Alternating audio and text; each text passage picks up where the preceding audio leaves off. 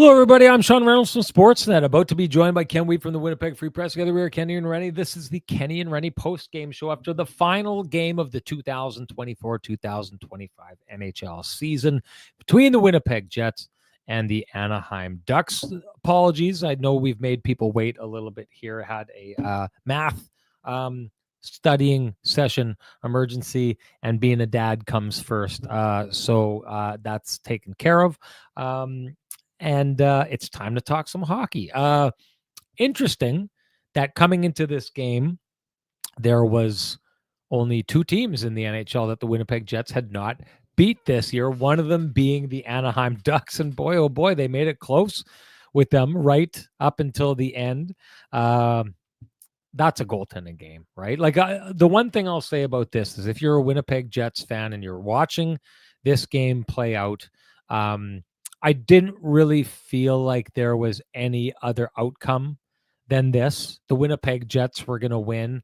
Again, I know the Jets have been so good at it this year in overtime, getting that extra point. And that matters. You're not, setting a franchise record in points or wins in a season if you're not winning in overtime the way the Winnipeg Jets are winning in overtime, regardless of how valuable that will be when the playoffs come. But you just got the feeling that, the Anaheim Ducks weren't going to win this game. And what this reminded me of, which I think is something that you're happy for if you're a Winnipeg Jets fan, is this game very much reminded me of the St. Louis game a couple games back, where even though it was close, and even though that's probably, if you're a fan sitting at home, you're white knuckling things here. As I'm watching this game and breaking it down, from a very objective point of view, I don't think there's any other outcome than the Winnipeg Jets winning this game. And you got to admire the way they go about their business in game 82. I don't know how many people, have been paying attention to how things have gone down the stretch for the Capitals. Looked like the Dallas Stars were getting wumped on tonight by the Nashville Predators. I didn't take time to go look at what their rosters looked like going into that game. We know that the Colorado Avalanche hung up the work boots long before the season has ended. Here looks like Vegas is leaving a good chunk of their players in the press box for their last game. It's a conversation I want to have with Ken, because we actually haven't had it here today, but how the Jets approach this. And it's not just, it's not just in practice. It's not just, okay, let's throw this out there and this is what it's going to look like. There's intent behind this. There's a follow through behind this, because the Winnipeg Jets go out and they absolutely hang one on the Anaheim Ducks on this night. Like, they go out and they hit the blueprint, and they don't just hit the blueprint. They hit you over the head with it, with a sledgehammer in this game. And, I talked with Mark Scheifele at the end of the game. You'll see it'll probably be put up on the internet. Would have run in our Wednesday night hockey. But, the importance for the Winnipeg Jets to come out and want to play this game and to be in the lineup and to not be resting. And the correlation that happened between some, rather, white knuckle moments tonight with potential injuries to the likes of Vladislav Nemesnikov and Cole Perfetti and so on and so forth. But it's the one thing that I'd said so often, and when that goal almost ricocheted off the camera hole and into the net, and the Jets almost opened the scoring like that when it was so tough to get goals in that game, I just thought to myself about the thing that I always say this year about how the Winnipeg Jets are loved by the hockey gods. And the one thing that I've always landed on over and over again is, yeah, okay, and maybe a lot of things go right for the Winnipeg Jets. I can't think of very many things that went wrong or bad bounces that went their way this year. But you got to give credit to a team that earns that love of the hockey gods by doing the right things over and over and over again. And they do that in this game with the lineup that they put out there, with the way they play that game. This is one of those things. It's like clean living or whatever you want to call it. The Winnipeg Jets approach this the right way. And the effort was right. The intent was right. The engagement was right. You should put out of your mind any idea or thought that the Winnipeg Jets are going to go into the playoffs and be flat or maybe not have their best out of the gates. The Jets have been running in fifth gear and putting the engine in the red since the first game of the season, and they closed out the last game of the season doing the exact same thing. Impressive showing from game 1 to game 82. And something just feels right about them closing out the season the way they did on this night. That's my take on the whole thing. Time to bring in the man with the best music in the business for his take on the whole thing. Here comes Kenny, folks.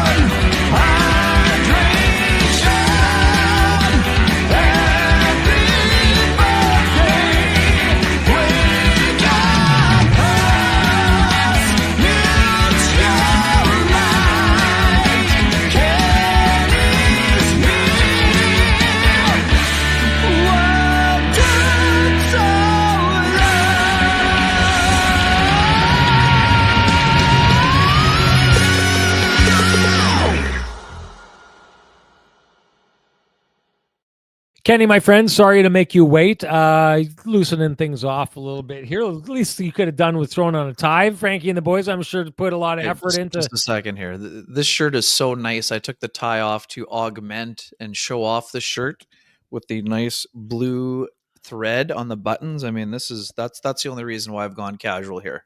Smart you man. Had to do dad stuff. That's Smart okay. Man. I wasn't taking my tie to get casual. I'm showing off the shirt here. Come on. I may be the only dad in Winnipeg that puts a tie on to help the kids with homework at the kitchen table at night. The one thing that I'll say that I got a kick out of my Vittorio Rossi suit that Frankie and the boys did me up right in. And this has been one of my favorites for a long time. I showed a Mason McTavish interview from back in the day.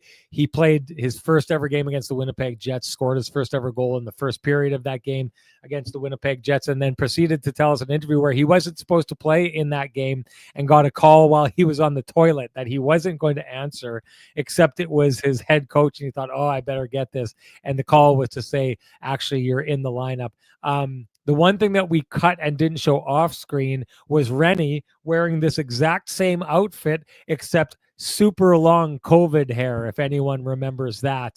They didn't want to trot that out and have the jarring image of that. But regardless, I was looking good back then, and it wasn't the COVID hair, folks. Looking good now, and it's all because of the Vittorio Rossi suit, just like Kenny's got going on with the suit and with the blue thread in his in his shirt. If you guys want to look good, whether it be years ago or now, get the kind of suit that has that staying power, you know what to do. Head on down to Vittorio Rossi. Ask for Frankie and the boys after you loudly proclaim Kenny and Renny sent you, and they will do you upright, folks. Ken, let's just start. Well, here, open buffet, your take on the game, and then we'll get to some of the other stuff. Yeah, I mean, actually, I don't really have a ton to say about the game. I mean, that was domination station. Yeah, we understand the Ducks are playing out the string, but they're not playing out the string. That's the beauty of the Ducks season, right? I mean, just quickly on there, yes, Ville Husso had to be out of his mind, but Ducks went from a team that was, people were wondering if they might be firing Greg Cronin to like absolutely showing improvement from last year and showing they may not be that far away if Pat Verbeek has a strong offseason to in terms of trades and drafting and everything else. But for me, this was as you nailed it. You nailed it as usual. This was a Jets template special right here. There was no coasting. There was no playing not to win. There was no playing or half-heartedly for fear of just kind of going through the motions, because that's when you make yourself susceptible to injury. And I understand there's some people saying, on the old Twitter machine special that, oh, how can Arniel be playing these guys? What are they doing? I mean, stop it. Don't take a week off and tiptoe your way into a series with the St. Louis Blues here. That is not how you win hockey games or series. I understand, and I know there's teams who have banged up guys that are sitting out, and good for them, and that's smart for them. For the Winnipeg Jets, they needed to be out there. Yes, I understand there can be injuries. Yes, people were nervous when Vlad Namestnikov blocked a slap shot from Jacob Trouba, and they thought that the second line center was going to join Nikolai Ehlers and Gabe Velarde on the shelf. I get it. Guess what? The Dallas Stars played their regulars, and Jason Robertson, it was just reported by Emma in Nashville that Jason Robertson left in a knee brace. So his status for game one is questionable. I get it. It happens. You can get injured in practice. You can get injured walking to the rink. You can get injured in any number of ways. It's always a concern. So for me, I love the fact that Jets played everybody. So I had some people wondering, in chats and things and other places, why is Hellebuyck playing? Well, Hellebuyck's playing, Sean, because he got the rest required down the stretch. Yes, he had 62 starts and 63 appearances. Yes, he had 3 games at Four Nations face-off. Yes, he was the busiest goalie in the National Hockey League this year, but he is not running on fumes this year. He had a far better environment to work in front of him. He took practices off when he needed to take practices off. He got his work in, and he's ready to roll. So that's why he played. He didn't want to be going from Sunday or Saturday to Saturday. Now that we know the Jets will start on Saturday, for all of you who sent questions wondering about the schedule, game one will be Saturday at 5 p.m. on Sportsnet. That is all we know so far. There's building conflicts potentially in St. Louis. I'm not sure if those concerts can be moved. But anyways, buckle up. It's going to be a lot of fun. In terms of the game, 4-line special, Sean. Everybody did what they need to do in the game. Lots of good play by the Jets. They were not loose. This was not a, run and gun game like the one in Chicago got to be at times on Saturday night. This was a, mostly defensive sound effort. Yes, Connor Hellebuyck still had to make some important saves. We understand that, but the Jets for 2 periods were incredibly dominant. And in the third, they also battled hard, and overtime winner. I mean, we're gonna sink our teeth into that one on several occasions on a number of issues. But overall, that was a dominant effort. The Jets talked about not having bad habits going into the playoffs. I saw no bad habits at all in this game. Would they have liked to put up 5 on a night where they produced 44 shots on Ville Husso? Of course, but if they generate, let's just put it this way. If they're generating that type of offense, and we're not saying that they will, it's a different team. If they're generating anywhere near that type of offense against Jordan Binnington, the Jets are going to be feeling fairly good about their chances in the series. So we know that the Blues are going to be a different challenge and difficult, but this was not a cakewalk game for the Jets. They didn't treat it like one, and they played, very solid and wrapped up the last check mark. And I mean, we know it wasn't a check mark going into the year, but they wrapped up the best regular season in franchise history. And they did that by sticking to their program, by doing the things that they've done all year. And that is focus on the task at hand and not have one foot out the door and wondering about what it was going to be like or spending the day talking about the St. Louis Blues. They respected their opponent. They respected their template, and they provided the type of effort that they will want to provide for 20 to 30 games in the next 3 months or 2.5 months. I mean, that's how I saw it. I mean, this is not to say the Jets beat the Ducks. They're going to win 16 playoff games and win the Stanley Cup.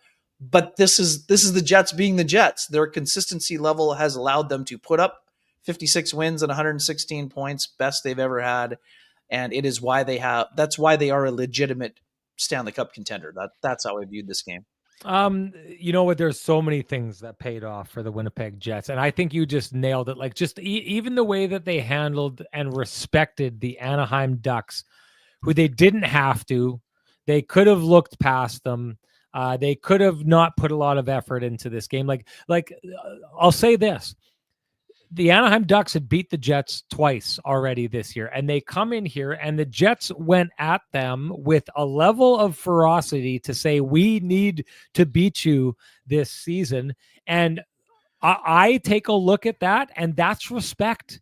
That's respect right there. That's saying we need to come and we need to throw a lot at you, and we're going to, put up 48 shots or whatever, because that's what we think it's going to take to beat you on this night. Oh, and you showed up with a great goaltender who's absolutely on fire. Well, then we're going to have to pile it on him too, because we respect him so much that we're saying this is what we think we need to do to beat you. It's just more, Ken, it's more of the, doing things right, earning the love of the hockey gods. You hear Scott Arniel talk this morning, and a couple times people tried to, I laughed, Judy Owen from CP kind of circled back and asked again about the St. Louis Blues, who Scott Arniel said, we aren't talking about them because we've got a game to play here tonight. We're taking that focus and putting it on that game.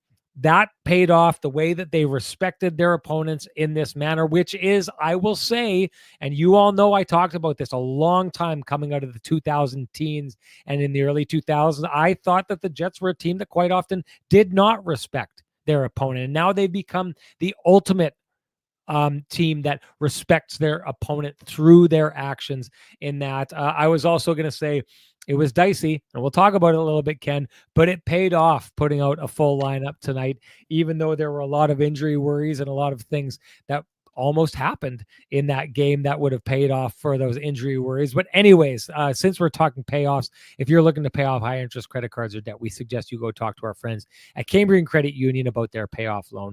They can show you how taking out a loan to pay off your debt actually gets you debt free faster, and you can save thousands of dollars. Go to cambrian.mb.ca to book an appointment online. All that said, Ken, and yes, it turned out, in hindsight is 2020, and it's looking pretty clear in hindsight. But Ken, do you think it was a good decision to put everyone in the lineup, and why? No, I just think that this is how they roll. This is how the Jets roll. Yes, I understand the other day it was 3 and 4 and whatever else. They didn't want to run a risk of, maybe some guys that were banged up. I just think that to me, this is like the year when the Jets won the lottery to get Laine. Everyone said they should be tanking, improving their chances. They respected the game. They respected the way it deserves to be played. And then they won the lottery ball challenge, right? They didn't coast their way in. They didn't tank their way in. To me, this was all about playing the game hard. Now, again, would I have liked to have had a look at Elias Salomonson today? Sure. But is that going to change his prospect view? No. Last year the circumstances were a little bit different, I think, and that there wasn't as much time in between the series. So I understand why they waited in this situation. But I thought it was important. And Sean, just the reason why I think it's important, I like the fact that they sat Pionk down the other day because he's just back from an injury. No sense kind of revving up the engine too hard, and 3 and 4 is that's when you put your body at risk. But he's missed a lot of reps. Like, he hasn't had a lot of penalty killing reps. So I like the fact that they had him out there in a new situation. They had him out there with Dylan DeMello, because Luke Shen was killing penalties with Dylan Sandberg. Those two guys haven't been killing very much together. So those reps are important. We know the power play, yes, it got back to first place, and, it hasn't been clicking on all cylinders. Without Ehlers and Velarde, there's wrinkles you need to throw at you. And yes, we can say, oh, save that for practice. Well, guess what? As hard as you go in practice, it's not the same as going against a team that's aggressively challenging you on the power play when their penalty killers are pressuring you. So to me, those are some of the reasons. And as I mentioned, for Hellebuyck, this wasn't just a chance for him to get his goals against at or under 2.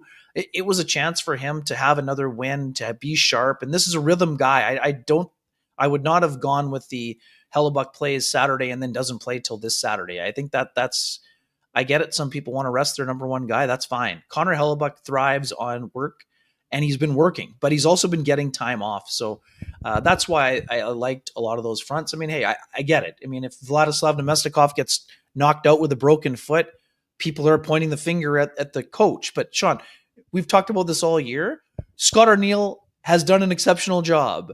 If Scott Arniel asks his players and his players say we want to play, I've got no problem with Scott Arniel rolling with what his players want. Does he have the last word, and could he have overruled them? Of course he could. But guess what?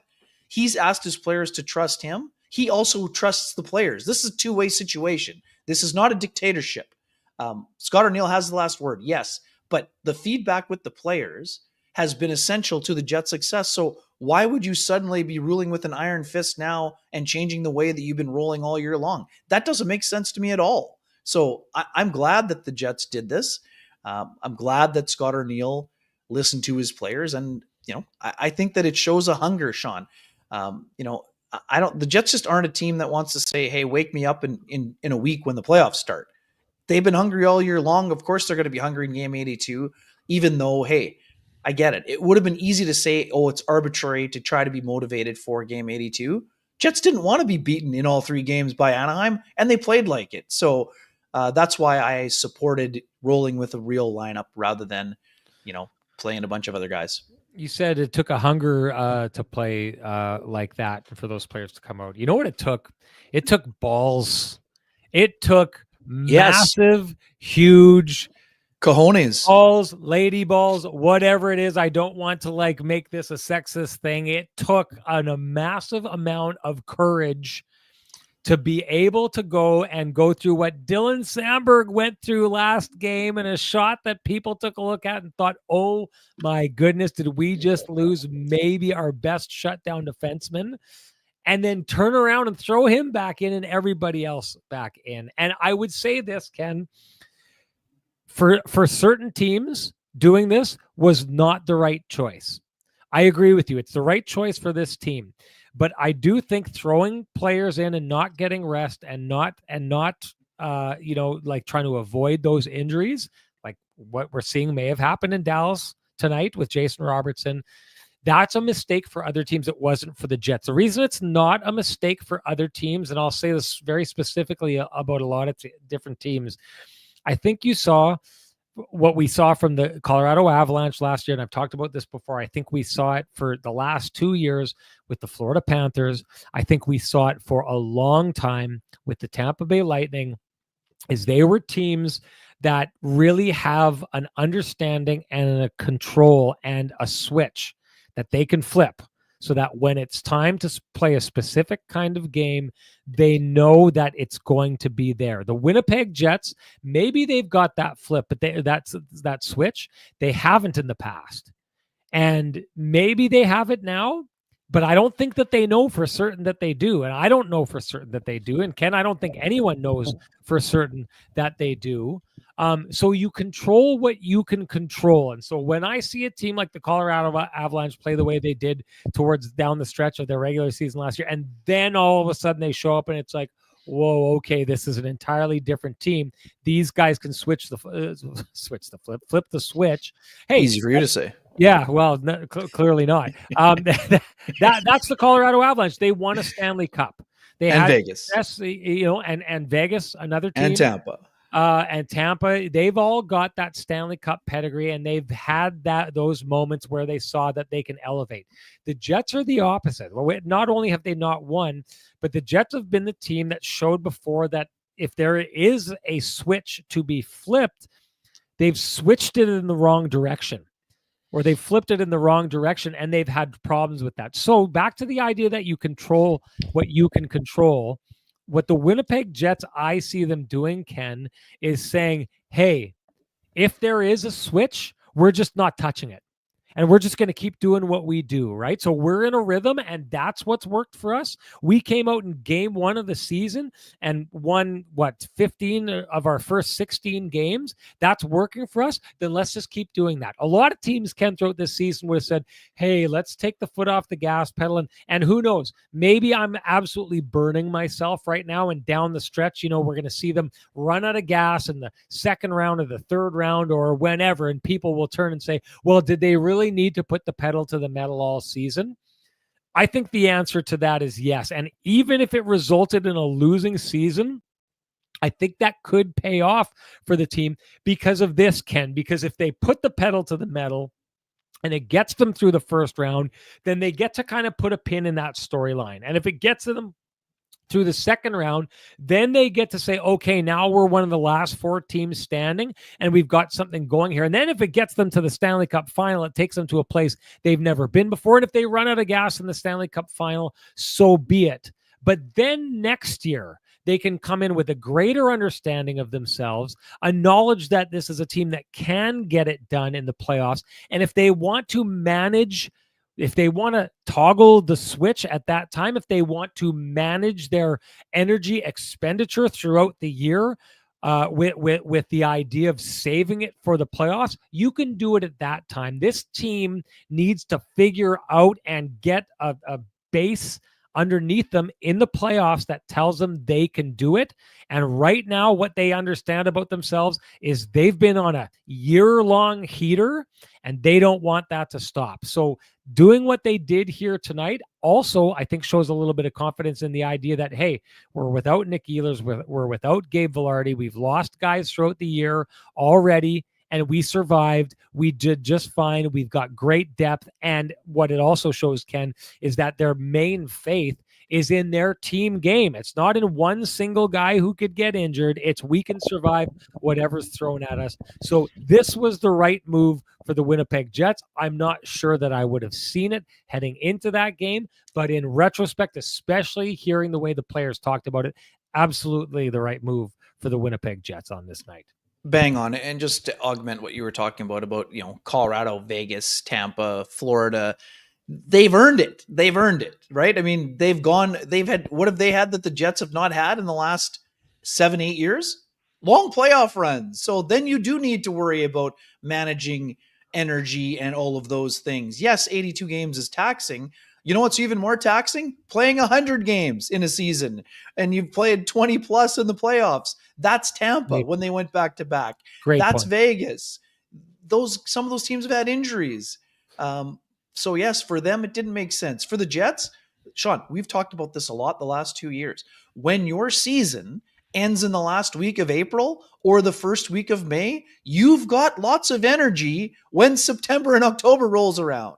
That's not to say you don't expend energy over the 82 games. Of course the Jets did. Kyle Connor said it recently, and he's 100% right. It's hard to play the style the Jets played for the majority of those 82 games. It's hard on your body. It's hard physically. It's hard mentally to be that committed for that long. But you know what's fun? Winning is fun. What's even more fun than winning in the regular season? Winning series, winning conference championships, and winning Stanley Cups, Sean. We've been in enough rooms where you can see, you can be tired at the end in June, but guess what? Even if you have a short summer, you're not all that tired when you roll in for September. You're ready to do it again. So that's why I think it was important for the Jets to finish this way and to play everybody. That's again, this is not 2020 hindsight. I supported the decision beforehand. I thought it was the right move for them. And now it's up to the Jets to show it's the right move for them in the playoffs, because they look more ready than they have looked. Sean, you're getting the same questions I am. Why is it going to be different this year? Yeah. Because they've done it all year. The Jets are not going to suddenly abandon their structure like they did last year against Colorado and at times against Vegas. They're not abandoning anything. Their belief is so high, they might lose a game. They might be down 2 games in a series, Sean.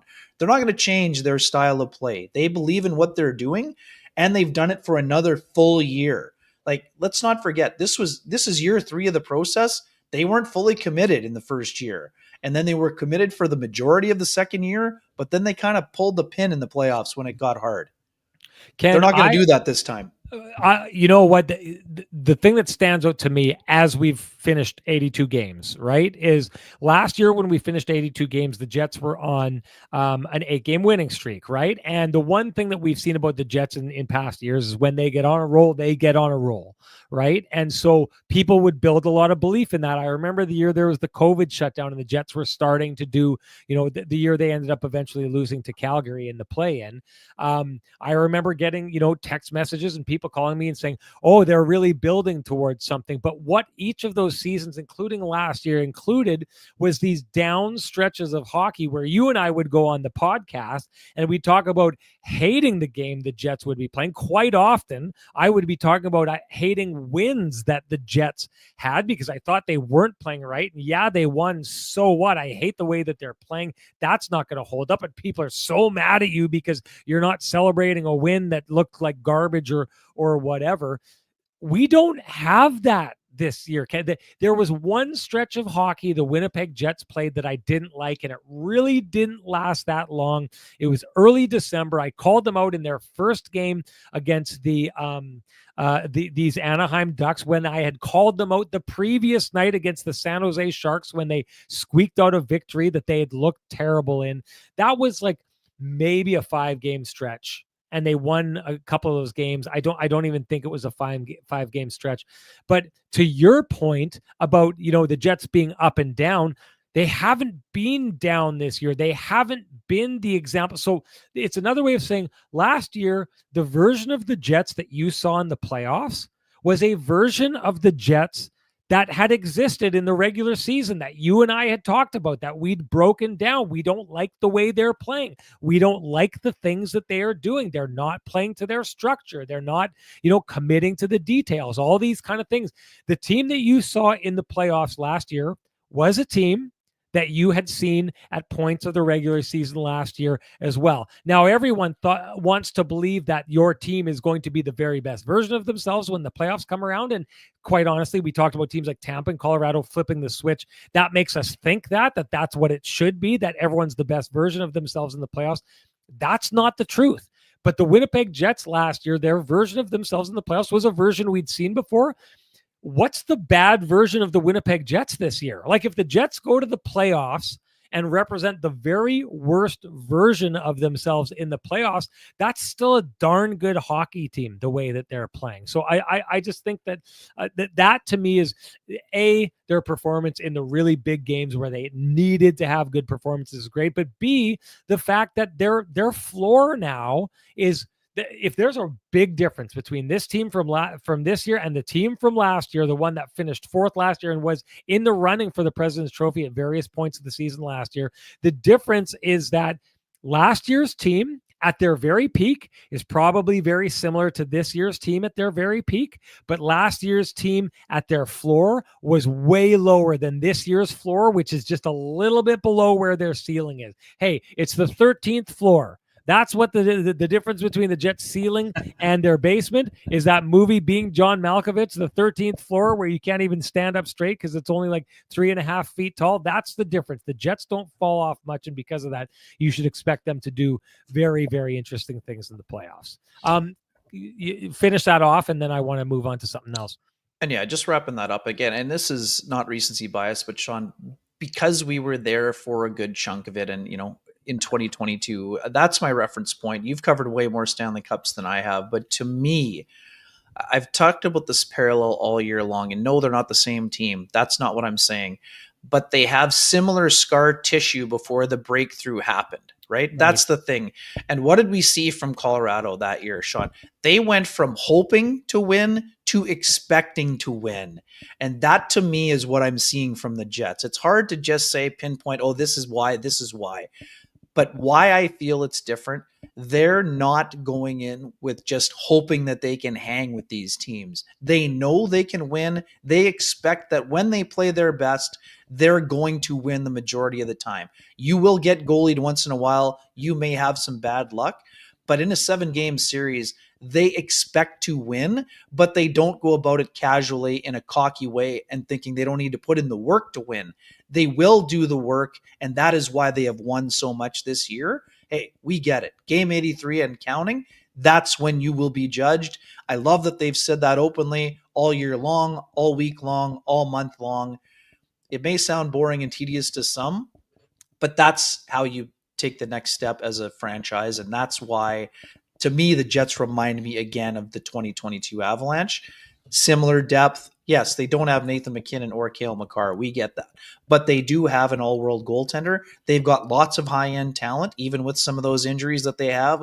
And for folks asking, I don't expect Gabe Vilardi for game 1. We don't have definitive word, but Gabe Vilardi has not skated. He skated twice this week and not yet with the team. So, Sparky, no, I don't expect him back for game 1. We don't have any confirmation, and we won't have confirmation. And in terms of Ehlers, again, week to week, the fact that they're willing to say week to week, to me, that suggests I will be surprised if he has a chance to be back in the first round. Whether he's even a possibility for the second round, that we don't know without knowing the exact nature of the injury. But I do think Vilardi will be back before this series is over. And if there are breaks, but like we said, there is a building conflict, and to this point, we don't know when games 3 and 4 are. But there are 2 concerts scheduled. If those concerts are not moved, that will in some ways be a benefit to the Winnipeg Jets in terms of having more time to get Gabe Vilardi up to speed to get him back in the lineup. And he's an important part of the lineup. We know that.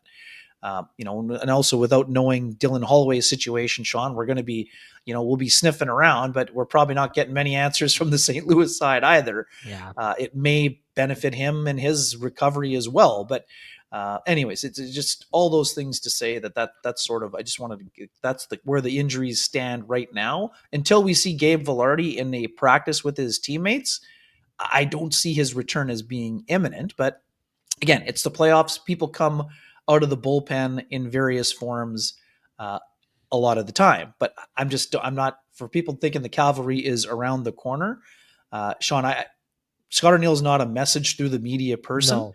But the way that he handled the Ehlers thing a day after saying everyone will be day to day, to me, that seemed like a situation of saying we're okay and the healthy players will manage, even though Nikolai Ehlers is week to week and not day to day. That's how I interpreted that. Agreed. Just so you know, and Ken, I'm probably not telling you anything that you don't know, but did the game, St. Louis Blues game earlier this year down in St. Louis for Hockey Night in Canada. Jim Montgomery is one of the heavyweights of the league for not giving away injury information with his team. So don't be expecting to get a lot from them through us, folks, is what I'm saying. Ken, there's very little that I can tell Ken that he isn't already on top of. Okay, I got the Pristine Roofing wake-up call from a player in the Jets lineup tonight. In the form that I sent you a text I've never sent you before. So I think you know where I'm going with this. So before I get to it, I'm just going to say, since I got the Pristine Roofing wake-up call, it's time to give North End Rick the Pristine Roofing wake-up call at 204-981-6289. He's the guy you want down at your place for all your roofing, siding, and exterior needs. You can also call Pristine Roofing directly at 204-237-7663. Folks, give your home the Pristine Roofing and Siding wake-up call. It'll look amazing, and you will be glad that you did. Okay, I sent you a text. I don't need to go looking through it and figure it out here. But it was along the lines of Logan Stanley is balling in this game tonight. Balling, if you're not, it's not crying. It's Stanley is awesome tonight with 3 exclamation points. Yes, but that beyond that hit, beyond the way that he was playing, he was a presence. He was that kind of, the kind of game that Logan Stanley played tonight is the kind of game that if I'm a skilled forward and I'm heading up the ice and I think I may just be able to beat my man, which is hard to do against the Winnipeg Jets, right? Like it's hard to, if you're one-on-one with Dylan DeMello, I typically don't like your chances of getting by him, but if I am able to get a shoulder on him, I think I'm going somewhere. Logan Stanley played the kind of game that even if I was thinking I was going to get that, my instinct now is to look up and see where Logan Stanley maybe is, because I don't want to get plastered the way that he's playing there. But he gets that shot that almost gets tipped in, that big hit. I just kind of like the way that he played, though, like the way he was locking guys up. Before the game, Greg Cronin talked to us about, where their team is at and where their young players. So they think that they've taken a lot of steps this year. Actually, there's one team in the league that had a higher point production total compared to last year, like a jump in their point production total. The only team that did better was the Washington Capitals. So a great year of growth for the Anaheim Ducks. Greg Cronin talked about his young guys just not being that strong, and he's pointed out when a guy like Logan Stanley gets even a guy like Leo Carlson along the boards, they just don't have it yet. A guy like Mark Scheifele does, a guy like Alex Iafallo does, right? Like they're there, they've got their NHL body, they know how to handle it. That team's not there, but the fact that he brought up Logan Stanley, I thought was like, okay, people are starting to take notice. And that was said to me before heading into the game. So I went in with the idea that, okay, other teams are starting to take a look at Logan Stanley and notice here. Well, if you weren't noticing him before this game, you were noticing him after. Ken, what did you think of the game that he put up tonight?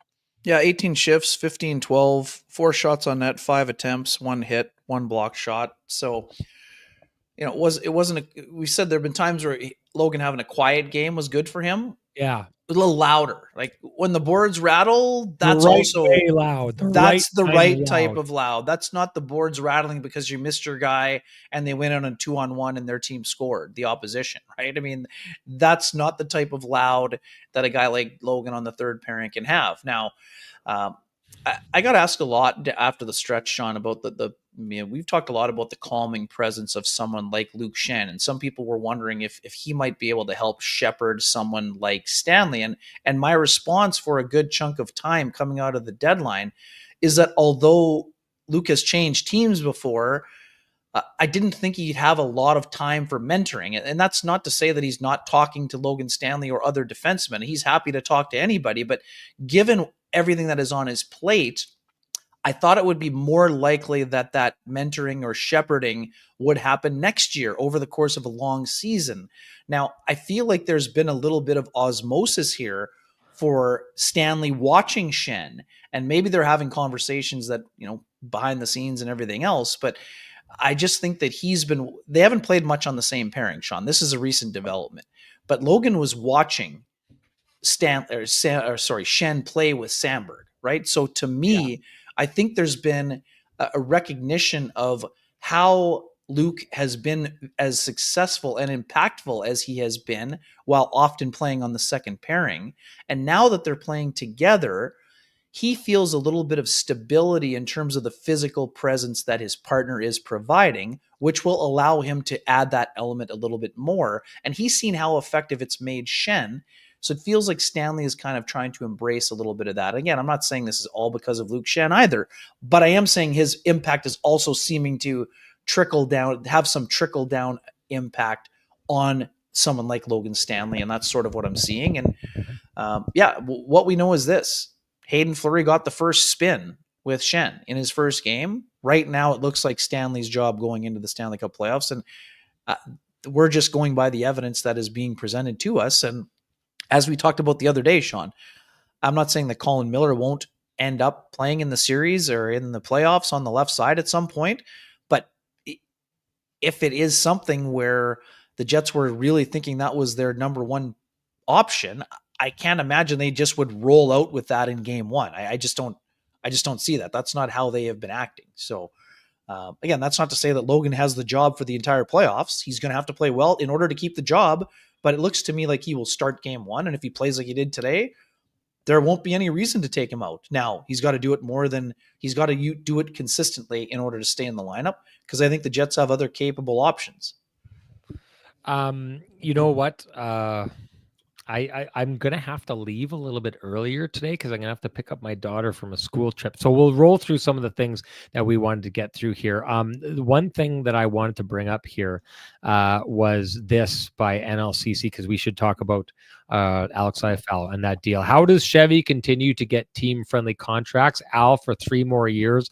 Love it. This is just another, I've said this before, point out the overpaid guy, like the really poor contract on this roster. Now you could argue that by the end of the Mark Scheifele contract, just like the end of the Blake Wheeler contract, that may be a contract that hurts the Jets, but that's down the road. You can deal with that contract at some point. And if he pulls off the stuff and gets you more than the value, which Mark Scheifele clearly has this year, which Connor Hellebuyck clearly has on the front end of it, then right. If they're not getting the value that you are expecting at the back end of it, well, it all kind of, a lot of times this all balances out. But that comment, I thought, is definitely worthy of the, pointing out what Kevin Cheveldayoff has done here is definitely worth the hot take of this show, brought to you by Flame and Comfort, Manitoba's premier supplier of fireplaces, wood stoves, inserts, and everything hearth related. After 50 years heating up your world, Flame and Comfort is soon moving. You'll find it will be one of the most impressive showrooms in Western Canada. You don't need your hot takes to keep that warm feeling inside, folks. You can visit Flame and Comfort and they'll take care of it for you. I wanted to bring something up, Ken. You wouldn't have heard this, but it was brought up on the broadcast by our good friend John Garrett. The idea of Rick Bowness potentially returning to coaching. Now, I think this is a time where if there's anything you have to say about this or any information you have, it's something that you could talk about. Since Ken doesn't, I can say that as it was brought up into the show, word that Rick Bowness, not out there actively pursuing coaching gigs, but not throwing away the idea that if the right team came calling, he wouldn't return to, or that there's a chance he would return to the game. Now, Rick has been doing work with us at Sportsnet and down with TNT in the States, doing a phenomenal job of it, a bang-up job of it. They love him in the broadcast world. I think he misses the dressing room. I think he takes a look at the Winnipeg Jets are doing, and I think he feels, now this is nothing against Scott Arniel, I think he feels like he owns a piece of what they've become. I think he started the kind of process of, rolling that giant boulder in the right direction with the Winnipeg Jets. I just thought that was fascinating. That Rick Bowness, who probably, where he is and the age that he is, if he was going to return, it's probably now or never. It's probably, this offseason, he either gets the right offer and returns or doesn't get the right offer and doesn't find the certain place that he wants to go. I take a look around at a lot of teams that the Jets play, Ken, and just a perfect example, the overtime that the Jets played against the Chicago Blackhawks. The Jets treat possession in overtime like an ER doctor trying to keep a patient alive. They will not give up that possession, half-heartedly or offhandedly. Connor Bedard, in that overtime that they played the Jets, a couple times tried pretty fancy little moves that if he pulls them off, they look really great, but they end up being pretty stark turnovers. And those kind of little things, I think really what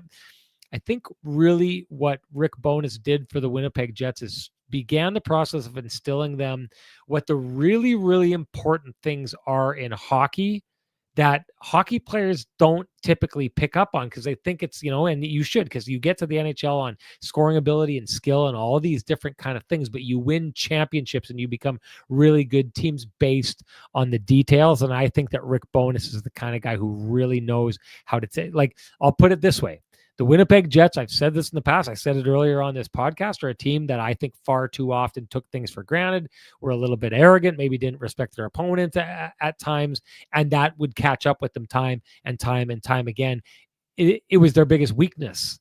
And it's like Paul Maurice always used to talk about Josh Morrissey. He wasn't a defensive defenseman. He disappeared over a summer, came back, and had turned his weakness into his biggest strength. Rick Bowness is the kind of guy who takes a team and turns their biggest into their biggest strength.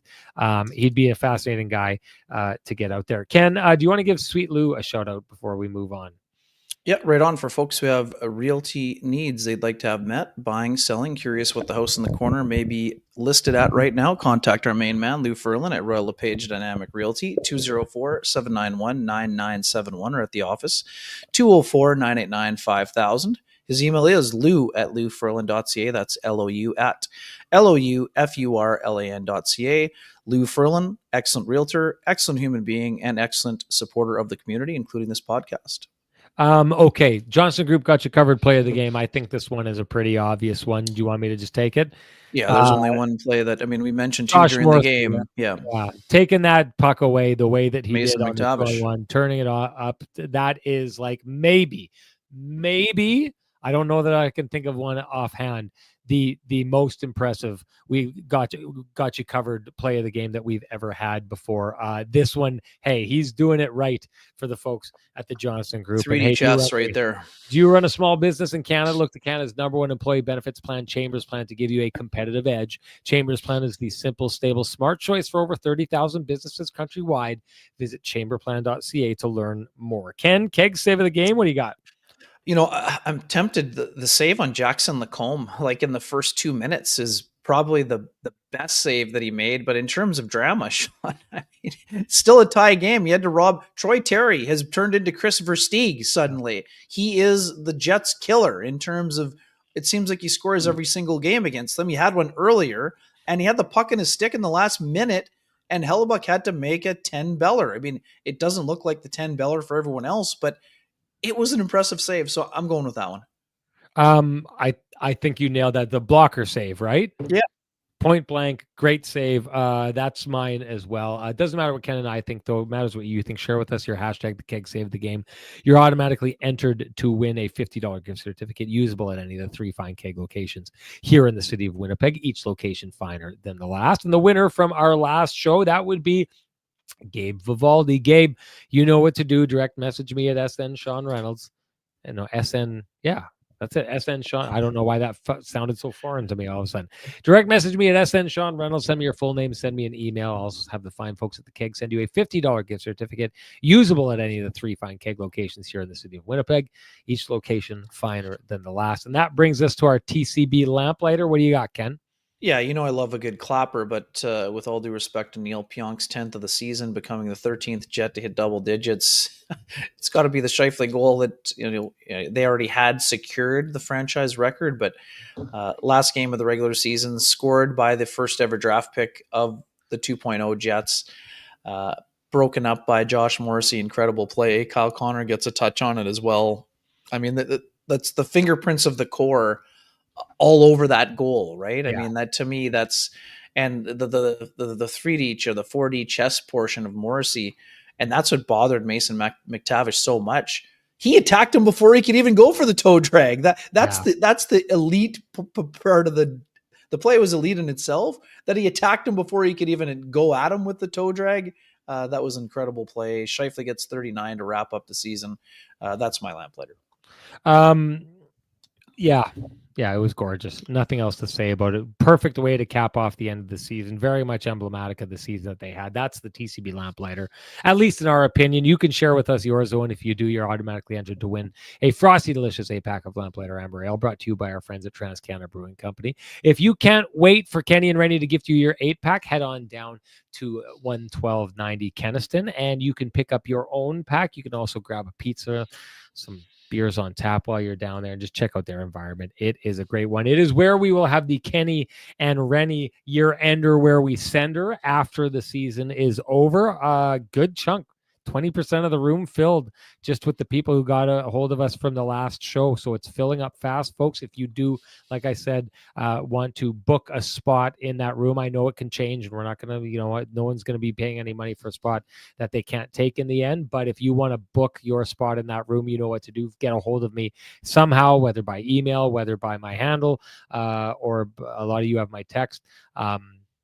Go ahead and do that, and I'll get you on the list so that you are guaranteed a spot in that room, because the way things are moving, we won't be able to guarantee you that. Anyways, our lamplighter from the last game, that's Jefferson Peters. Jefferson, you know what to do. Direct message me at SN Sean Reynolds. Send me your full name. Send me an email. I'll send you a voucher for a frosty, delicious 8-pack of Lamplighter Amber Ale brought to you by our friends at TransCanada Brewing Company. Jefferson, as you will soon find out, it is the nectar of the gods. Ken, anything to say before we go? Oh, just lastly on the IFL extension, I wrote about that today, and I mean, we'll dig into the Blues Jet series quite a bit, Sean, but IFL, this is something, I mean, again, we talk about receipts. I mean, Alex was kind enough to tell me about, openly about wanting to stay, and, basically said he would forego free agency if there was an offer for him. And, we can debate over whether this is a hometown discount or not. I mean, for a 31-year-old getting a 3-year deal and knowing what is expected of him and what he is expected to provide, that clarity is something that Scott O'Neill touched on this morning, Sean. I think it's incredibly important. The fact that it's a reasonable number with the cap going up, whether he's playing on the first line or the fourth line, 3.667 is a palatable number for a guy that guarantees you double digits in goals. And this year finished with 14, despite averaging 13 minutes a game. I mean, this is not your prototypical fourth liner. Even when he plays on the fourth line, he's on the second power play in the first penalty killing unit. So to me, it's very smart piece of business. This guy loves it here, loves the outdoors, and it's one of those stories that was fun to put together today. And I mean, that adding another complementary piece was an important piece of business, knowing that there are still pending UFAs and Nikolai Ehlers and Neil Pionk, among others. Great contract, great guy, great signing. And one last one, sorry. My plan B, Pristine Roofing wake up call, change it this summer, folks. NHL, we love the NHL, Sean. 20 games is enough to have your name on the Jennings Trophy. Yeah. 20 games is lots of starts for a backup. Yeah, we understand it's a job sharing situation these days. It's time. It's time to get that rule changed, and not just because the Jets won it the last 2 years. Yeah. 20 games is plenty. Yeah. It's Lauren Brissois and Eric Comrie deserve to have their names on that trophy. Okay, that's it for us, folks. Time for us to shut it down. I gotta go. So I'd usually go a little bit deeper into these kind of things in the year that it's been. We can do that because the playoffs are coming, and we'll be right here to talk with you guys through it in this space. And if you appreciate the conversations happening in this space, we implore you to appreciate our sponsors who fight to keep the conversation going in this space. For us, that's Vittorio Rossi, Pristine Roofing, Cambrian Credit Union, Sweet Lou Furlan, Flame and Comfort, the Johnson Group, and of course, TransCanada Brewing Company and the Keg. Thank you to them. Thank you to all of you folks. Let's get together and do this Saturday. Game 1, Stanley Cup Finals, Stanley Cup Playoffs 2025, Jets and Blues. It's going to be a gooder. Talk to you then, folks. Bye-bye.